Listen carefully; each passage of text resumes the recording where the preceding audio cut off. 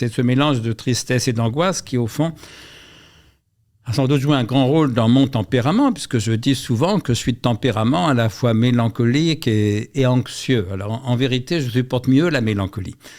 Et je pense qu'une partie de mes réactions foncières, peut-être y compris en tant que philosophe, consiste à jouer la mélancolie contre l'angoisse. C'est-à-dire, j'aime mieux avoir un deuil derrière moi à supporter, à accepter, qu'un deuil possible devant moi à craindre. Voilà.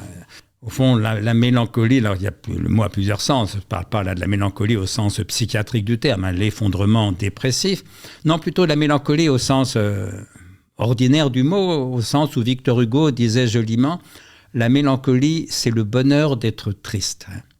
Et je préfère de très loin ce bonheur d'être triste au malheur d'être angoissé. Voilà, je porte...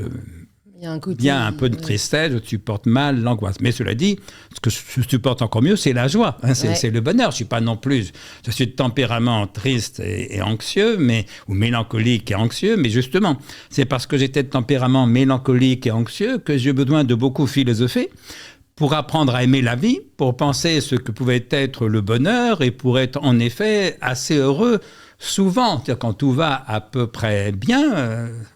Voilà, j'aime la vie, je suis un homme heureux, j'aurais pu le dire aussi dans ma présentation, tout dépend de ce qu'on entend par bonheur, mais on y reviendra.